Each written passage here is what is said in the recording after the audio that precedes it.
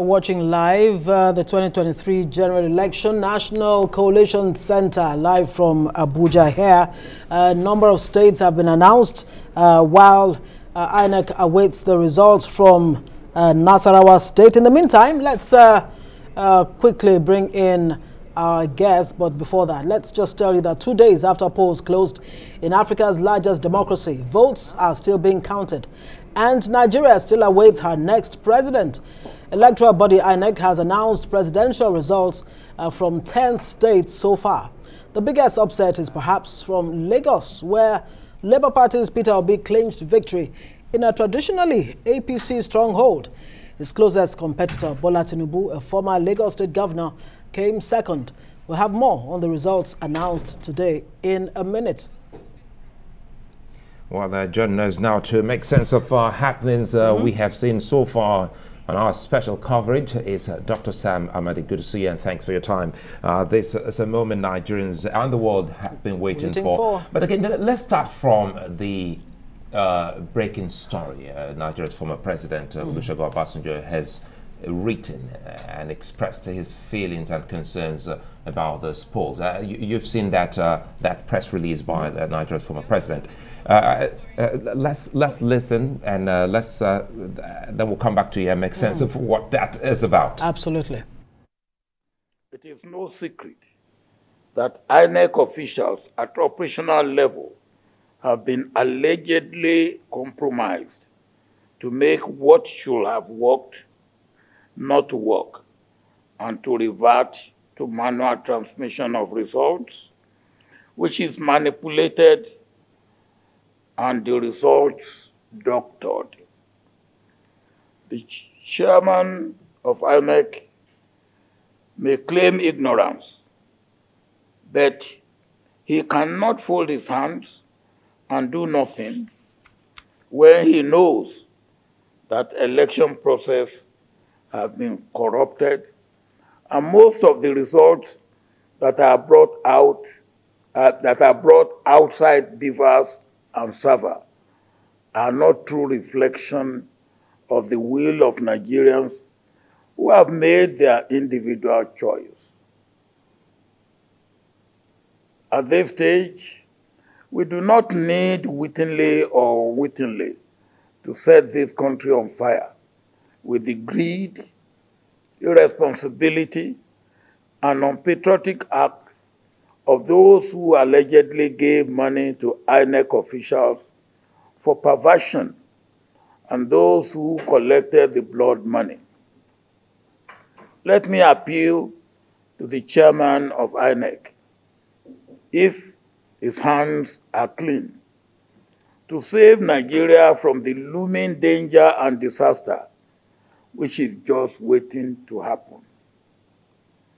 If the chairman can postpone elections 4 days to the election 4 years ago, he can do everything to rectify the errors of the last 2 days. Responded calling that Obasanjo's mischief and hypocrisy on display again. Dr. Amadi. Yeah.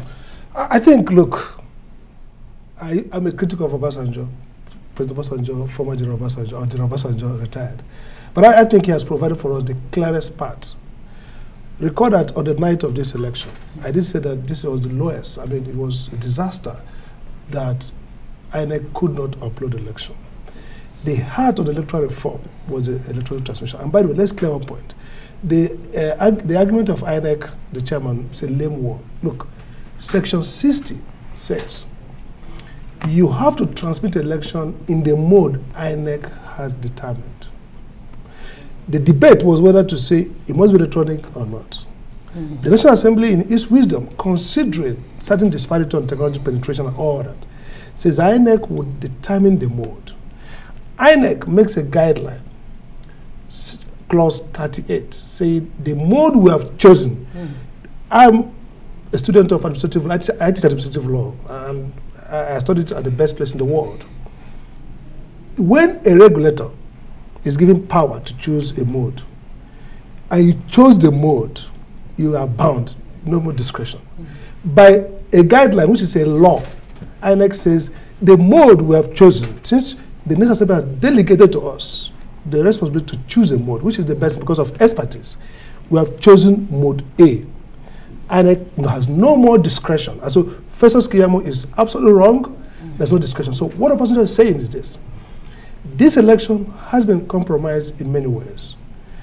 Instead of saying cancel everything, the Electoral Act provides a window which says INEC has the powers to nullify elections in areas where there are either violence, irregularity, or whatever. So, two ways to look at it. When Dino Melaya says, Mr. Chairman, there's a problem. The thing with INEC is that, and I've been saying it for over 4 years, that INEC doesn't act like a regulator. A regulator has administrative adjudication. They should have first looked at this election, settle the facts, do an inquiry. All these various places alleged, governors, this like Rivers, when Wike was alleged to have done all kinds of things, results cancelled. INEC could make a finding of fact. That finding of fact is what INEC will use now to clarify the fact. So XYZ places cancelled the run. By the time they sort those facts out, then they make the decision and go ahead and declare winner based on those inquiry, those administrative clarity. That's what President says, rectification. So when you do that, the courts will now review your decision if someone goes to court on the basis of law. You don't expect the court to be the one who will sit and see all these 774 local governments where there are messy facts and the court, that's not the judicial function. So what INEC should do is to borrow from President Obasanjo's advisory and say, even if they continue with the collection, as soon as they finish, no announcement of anything, constitute within the INEC board, and Obasanjo gives also help, say, incorporate, fairly independent parties. Yeah. Review with the parties like themselves and Bar Association and review everything. And then you now say, look, this will order a run for these areas where there are clear irregularities.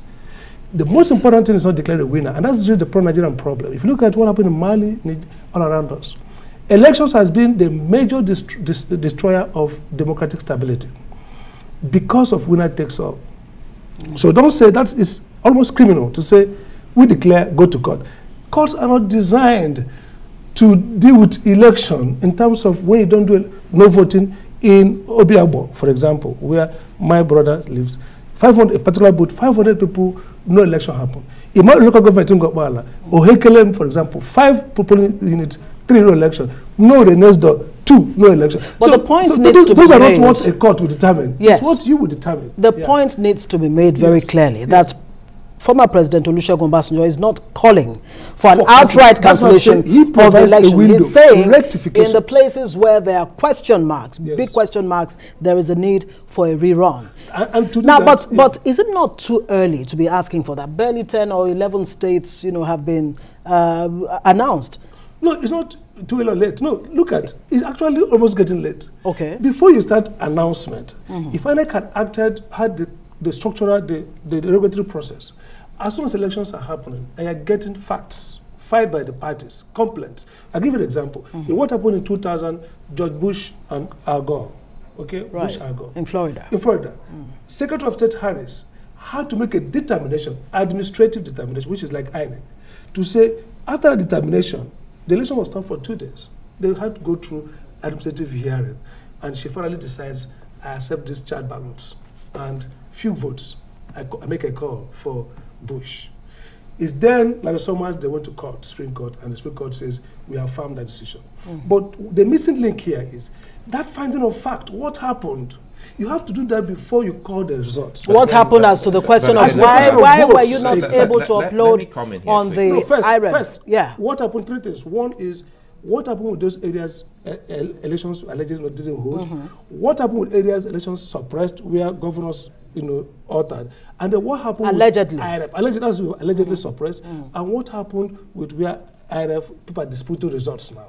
So you make those findings, you clarify that. Then if that's what the Electoral Act says, you can. In the past, Electoral Act does not give INEC the powers to even second-guess return officers. It now says INEC can.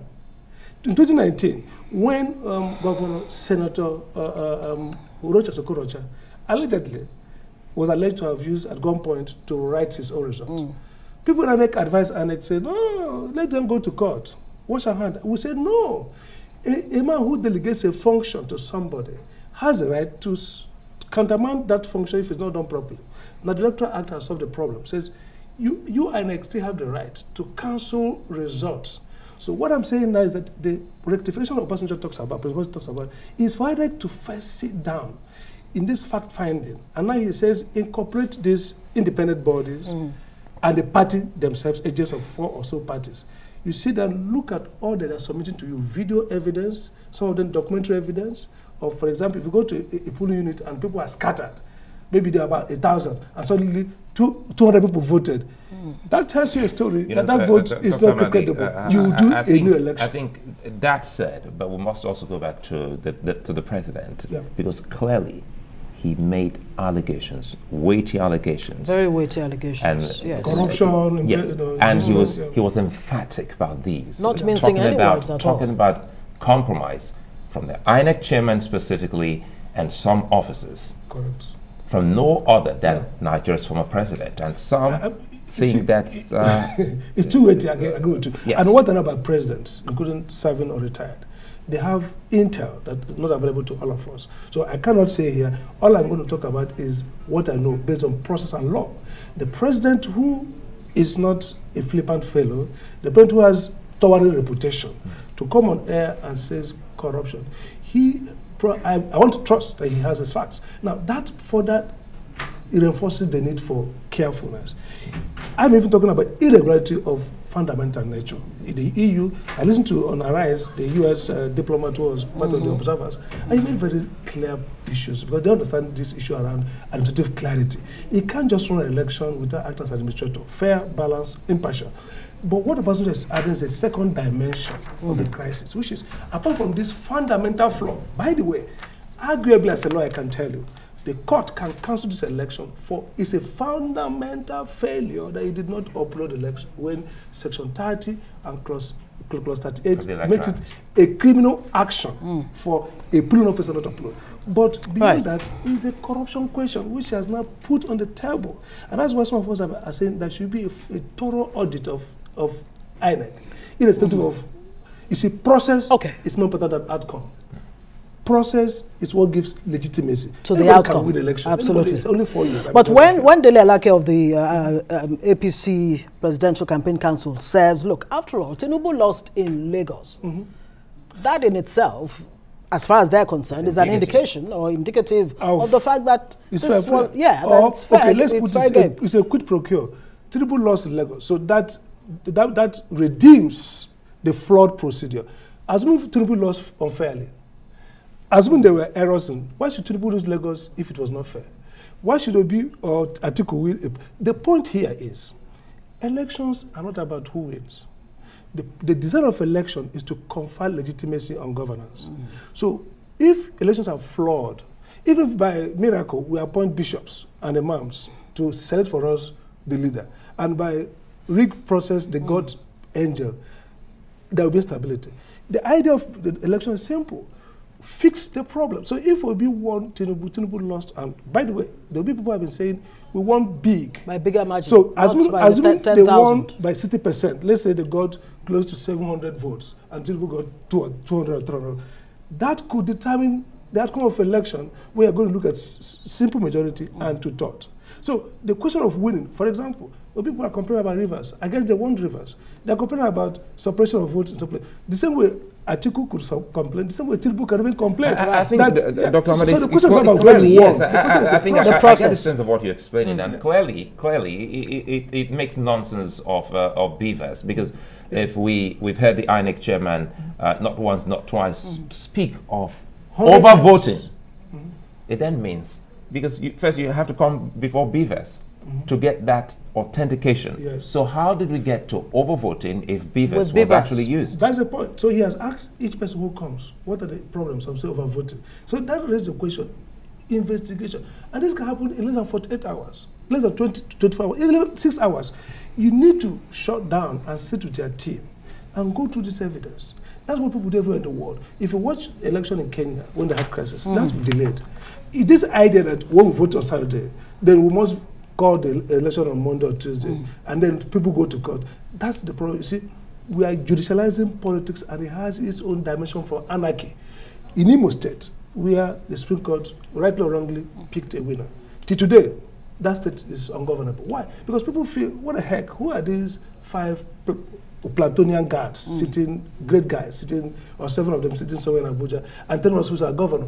So don't say go to court. Fix the problem. And I think Obasanjo's letter provides a procedure in line with the Electoral Act and affirming the regulatory power of INEC to do this rectification. All right, Dr. Sam, we're going to get your impressions about the whole... I know, sorry to cut you there, please, because Obasanjo clearly cannot be, seen as an impartial person in this case, because clearly Nigerians already know that Obasanjo is on the back of Peter Obi. Sure, Obasanjo and that point was made by the APC. Good. He was at the heart of somebody who supports a candidate. And nothing wrong about anybody, including Mr. President, who voted actually.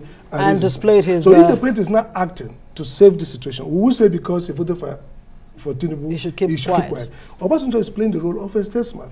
And by the way, if his statements were outlier, his statement is in line with EU, the European people and other observers. They are saying there are fundamental... What differs is that they don't have the right as diplomats to prescribe action. Right. They lay out for you some of the flaws and urge you to move. But Obasanjo now, as a statesman, former president, who has oversized interest, stake, and sense of mission in this country. Nothing he did it under Jonathan. He wrote several letters when they thought there was crisis. Under Buhari. So many. So this is typical of Obasanjo. But what I support, like I don't do before, is that I see an intelligent process that can get us out of this incubus that Mahmoud gratuitously and recklessly plunged us into. All right, let's talk about other issues. Let's look at the National Assembly results so far and some major upsets. Cross River Governor Ben Ayade lost his bid to represent the Cross River North Senatorial District on the platform of the APC to the PDP candidate Jaribe Agom. Also, Enugu State Governor Ifeanyi Ugwuanyi of the PDP failed to win the contest for Enugu North senatorial seat, which Labour Party's Okeeze won. And Plateau State Governor Simon Lalong, who doubles as the Director General of the APC Presidential Campaign Council, lost his bid to represent Plateau South Senatorial District in the Senate to the PDP candidate Napoleon Bali. Well, in Nasarawa State, APC National Chairman Adamu Abdullah also failed to deliver his Nasarawa West Senatorial District seat to the governing party. The candidate of the Social Democratic Party, SDP, Ahmed Wadada, won the senatorial seat in Nasarawa State. In addition, Benue State Governor Dr. Samuel Otom emerged one of the biggest losers of the election as Titus Zam of APC stopped his ambition to represent Benue Northwest Senatorial District.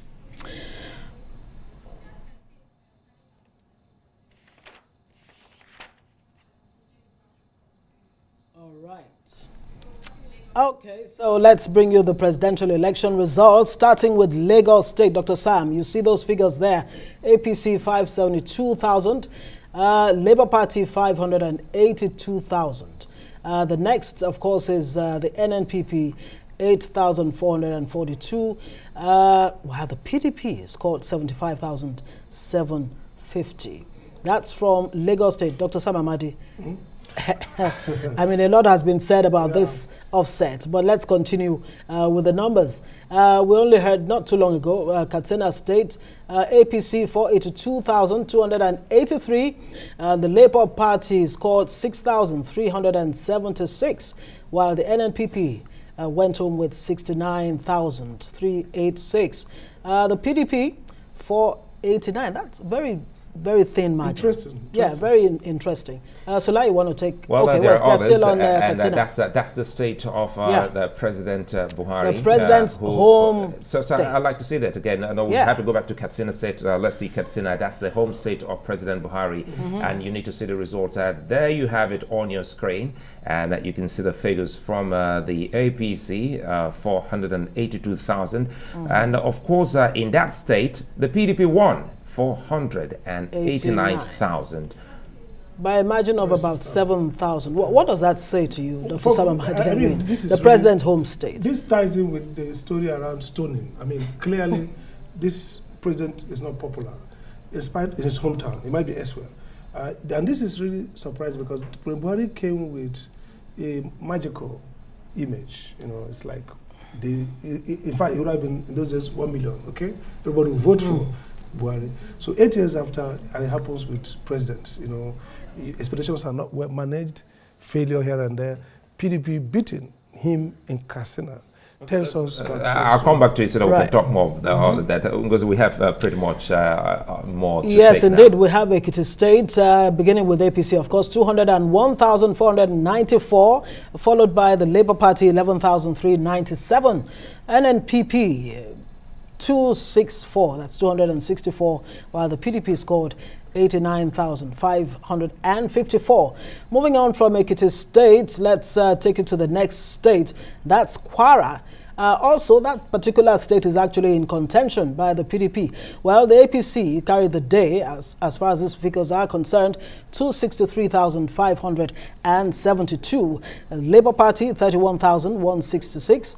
The NNPP scored 3,141, while the PDP has 136,909. That's from Kwara State, the North Central State. Let's see if we can get Oshun here now. Yes. This is Oshun State. That's a state that the APC also lost to the PDP. The PDP coming top there at 354,000.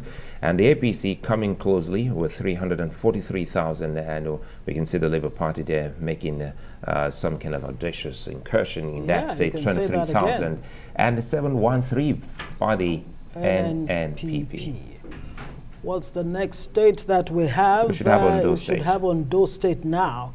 Okay, let me follow what you did, Sulai, by mentioning the highest numbers first. And that, well, APC scored 369,924, followed by the PDP with 115,463. Trailed by the Labour Party, 47,350.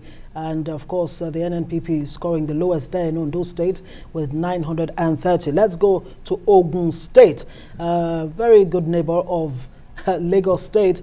341,554. That's what the APC scored there. Not too surprising. We'll find out from Dr. Sam if he is surprised by these figures. And the PDP with 123,831. The Labour Party, Sulai, just like you said, another good showing, 85,829. Lastly, 2,200. That's what the NNPP could, muster. Well, let's get to I'll come back to because then I address why she started thinking about the NNPC. It's the money. It's the money. But anyway, going to Oyo State, you can see that the APC is top there with 449,000, closely followed by the PDP at 182,000, and on the third row is the Labour Party with just a little less than 100,000 at 99,000, and the NNPP with 4,095. And Oyo State traditionally, well, at least right now, is actually a PDP state. PDP governor. All right, let's take you to Yobe State.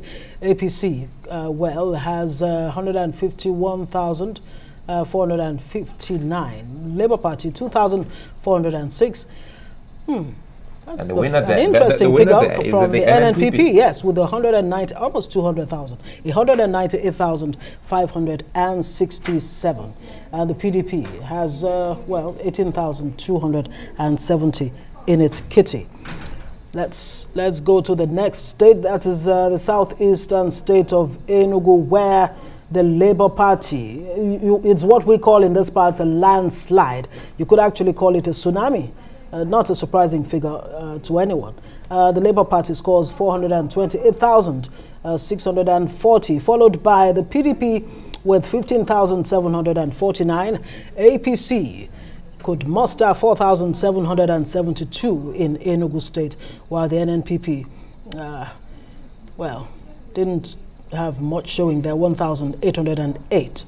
Well, Gombe State now on your screen, and what you see there is a big win for the biggest opposition, the People's Democratic Party, at 319,123, and you can see while the distant second position there is the APC at 146,977.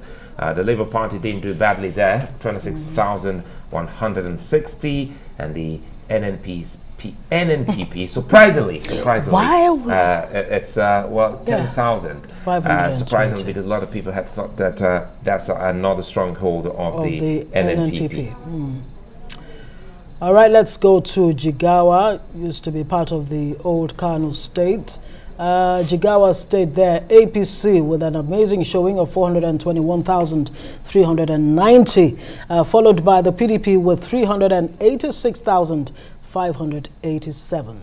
NNPP 98,234, while the Labour Party 1,889. That's the figures coming in for us. All right, let's bring it back to the studio. Dr. Sam Amadi, any surprises at all with the figures we've just reeled out? You want to begin with Lagos State? So much has been said about that already. I think Lagos, two things really to watch out. I mean, the terrible performance of PDP in Lagos. This is in 2019. I mean, it was a little bit, the APC managed to, get over Lagos, get ahead of PDP.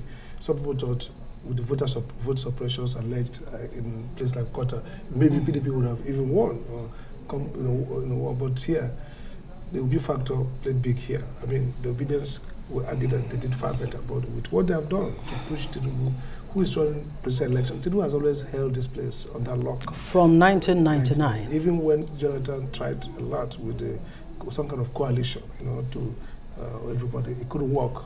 So now it has been breached.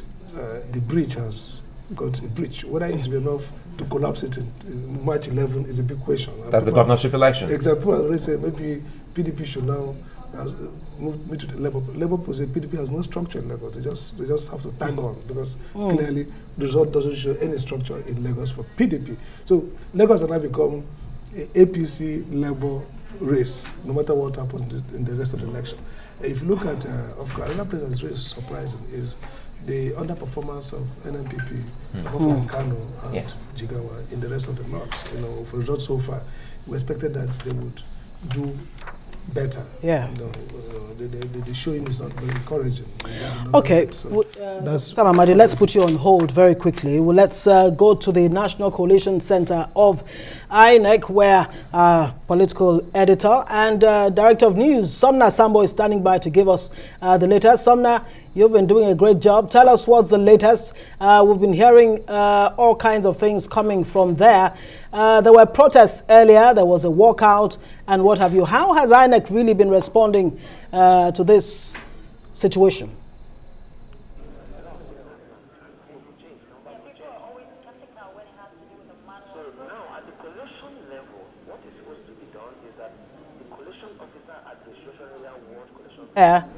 Okay, well, as soon as we can, we will bring Sumner back so that he can tell us what's going on there. Dr. Sam, let's quickly wrap up on Lagos. Quite an interesting perspective you've raised there. You spoke about the March 11 election, which is a governorship election, and you're talking about structures and perhaps maybe some kind of coalition between parties on D-Day. Speak to us more on that. You're looking at the PDP and the Labour Party? Yes, I'm looking at the PDP and Labour Party. My argument to be that the PDP should support the Labour candidate, because one, for three reasons. First, he is a young candidate that could keep this momentum that P2B generated. He's young, smart, intelligent, with good profile that fits the sense of where we're going. A great professional. Again, that does not mean that is not good, but essentially the profile is better. Two, with this result, and what happens after this, there will be a sense in which people want to take revenge again. Those who think that maybe they were denied bigger votes, they will be more mobilized to fight. So if PDP joins with APC, Labour, and support the Labour candidate, maybe, and with the Funke factor, maybe a lady, well, they could. Would that be the I understand Sambo is back. Samna, if you can hear us, please let us in on happenings so far at the Collation Center. Thank you so much, Ngozi and Sulaiman. Right now, we are waiting collation from some of the states that are left. Nasarawa is being expected at the moment. The state collation officer for the presidential election is right here within the hall, and he had earlier been given about 3 to 5 minutes, but it's actually taken more than that to be able to finalize the figures that have been brought in here. But that's the state that we are all looking at the moment.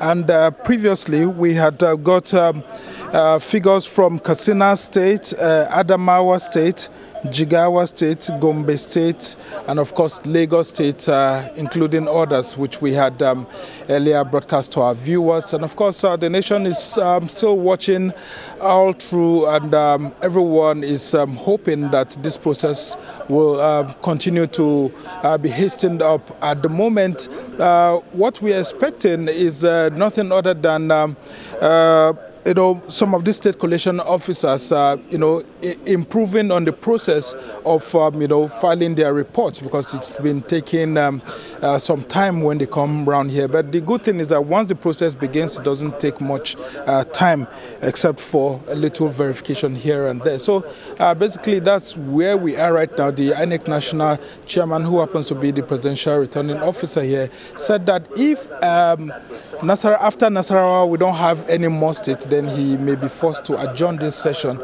till tomorrow, which will be making it much more longer than other previous presidential results tally, because the previous ones that I've covered here at the ICC, including that of the 2019 general election, by Tuesday the winner had already emerged, but it looks like we may go way up until Wednesday.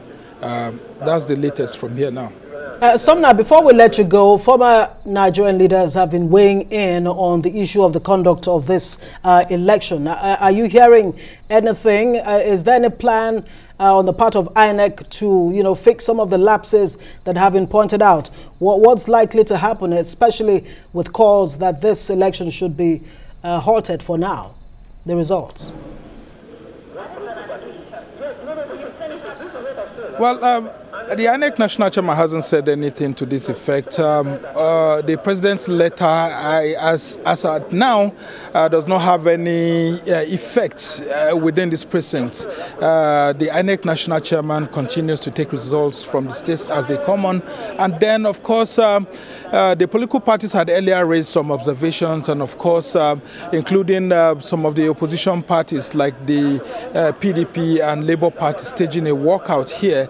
But we're surprised when we came back from one of the breaks, some of the other political parties that were said to have gone out with the PDP said they were not part of it. Actually, they were supposed to have been 5 political parties that went out with, Labour Party and the PDP. But later on, when the process began and they came back, some of them, including SDP, AA, and all of that, started saying that they were not part of that and that they should not be, identified with that process. So yes, former President Olusegun Obasanjo has written his letter, he has made a broadcast and all of that, but it doesn't seem to have been affecting this process here. All is now set for the collation from Nasarawa State, and of course other states are still being awaited at the moment. We all hope that at the end of the process, INEC will speak to the nation as to some of the observations, not only by former President Olusegun Obasanjo, including the international observers who have said that INEC had some logistics challenges. Of course, there were the issues of late delivery of some of these logistics, including some of the results, not being uploaded on time. And so this continues to be a concern, not just for politicians alone, even some of the civil society organizations here, but of course the process continues and we await a final decision by the electoral body. Yes, indeed, we are waiting. I would like to thank you for your time, Sambo.